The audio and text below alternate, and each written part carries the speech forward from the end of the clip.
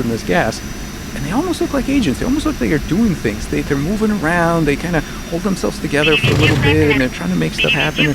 And the others say, well, that's crazy. Patterns in the gas can't be agents. We are agents. We're solid. This is just patterns in an excitable medium.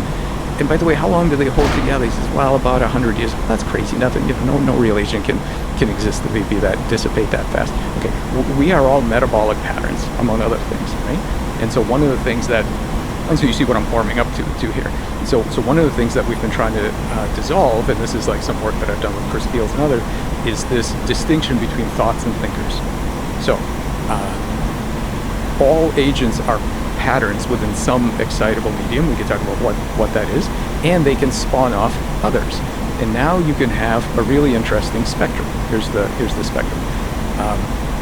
You can have fleeting thoughts, which are like waves in the ocean when you throw a rock in. They sort of go through the excitable medium and then they're gone. They pass through and they're gone. Right? So those are kind of fleeting thoughts. Then you can have patterns that have a degree of persistence. So they might be hurricanes or solitons or persistent thoughts or earworms or depressive thoughts. Those are harder to get rid of. They stick around for a little while. They often do a little bit of niche construction, so they change the actual brain to make it easier to have more of those thoughts, right? Like that's a thing. And so they stay around longer. Now, what's further than that? Well, personality fragments of a dissociative personality disorder, they're more stable, and they're not just on autopilot. They have goals and they can do things. And then past that is a full-blown human personality. And who the hell knows what's past that? Maybe some sort of transhuman, transpersonal, I don't know, right? But this idea, again, I'm back to this notion of a spectrum.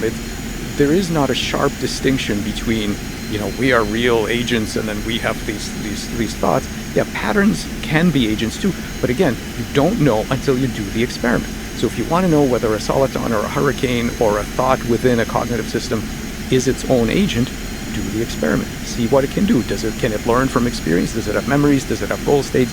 Does it, what can it do, right? Does it have language? So coming back to then your original question, yeah, we can definitely apply this methodology to ideas and concepts and social, whatevers, but you've got to do the experiment. That's such a challenging thought experiment of thinking about memories from the caterpillar to the butterfly as an organism. I think at the very basic level, intuitively, we think of organisms as hardware. And software is not possibly being able to be organisms. But what you're saying is that it's all just patterns in an excitable medium, and it doesn't really matter what the pattern is. We need to, and what the excitable medium is. We need to do the testing of how persistent is it, how goal-oriented is it, and there's certain kind of tests to do that.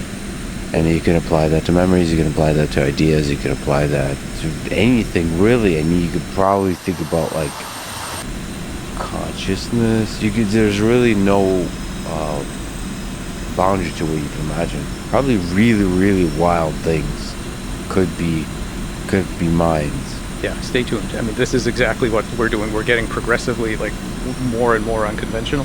I mean, so this whole distinction between software and hardware, I think it's a super important concept to think about, and yet the way we've mapped it onto the world, I would like to blow that up in the following way. And again, I want to point out, so I'll tell you what the practical consequences are, because this is not just fun stories that we tell each other. These have really important research implications. Think about a Turing machine. So one thing you can say is the machine's the agent. It has passive data, and it operates on the data, and that's it. The story of agency is the story of whatever that machine can and can't do. The data is passive and it moves it around. You can tell the opposite story. You can say, look, the patterns on the data are the agent. The machine is a stigmergic scratch pad in the world of the data doing what data does. The machine is just the consequences, the scratch pad of it working itself out. And both of those stories make sense depending on what you're trying to do. Here's the biomedical side of things. So our program in bioelectrics and aging. Okay, one model you could have is the physical organism is the agent, and the cellular collective has pattern memories, specifically what I was saying before, goals, anatomical goals. If you want to persist for 100+ years, your cells better remember what your correct shape is and where the new cells go, right? So there are these pattern memories. They exist during embryogenesis, during regeneration, during resistance to aging. We can see them, we can visualize them. One thing you can imagine is, fine, the physical body, the cells are the agent. The electrical pattern memories are just data. And what might happen during aging is that the data might get degraded. They might get fuzzy. And so what we need to do is reinforce the data, reinforce the memories, reinforce the pattern memories. That's one specific research program, and we're doing that. But that's not the only research program, because the other thing you might imagine is that what if the patterns are the agent in exactly the same sense as we think in our brains? It's the patterns of electrophysiological computations, whatever else, that is the agent, right? And that what they're doing in the brain are the side effects of the patterns working themselves out. And those side effects might be to fire off some muscles and some glands and some other things. From that perspective, maybe what's actually happening is maybe the agent's finding it harder and harder to be embodied in the physical world. Why? Because the cells might get less responsive.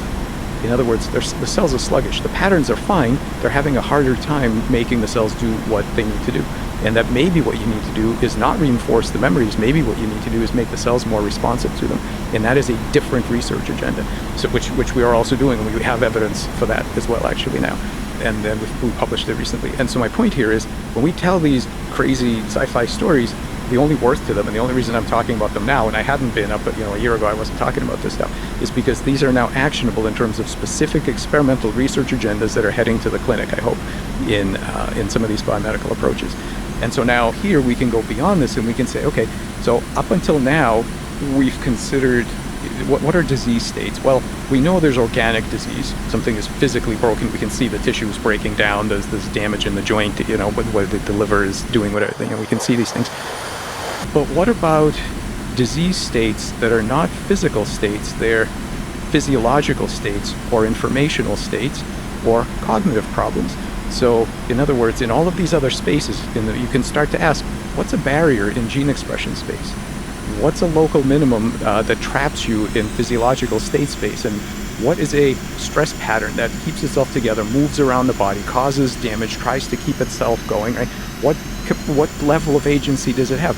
This suggests an entirely different set of approaches to biomedicine. And anybody who's let's say in the alternative medicine community is probably yelling at the screen right now saying, we've been saying this for hundreds of years. And yeah, but I'm well aware the ideas are not new. What's new is being able to now take this and make them actionable and say, yeah, but we can image this now. I can now actually see the bioelectric patterns and why they go here and not there. And we have the tools that now hopefully will get us to therapeutics. So this is very actionable stuff, and it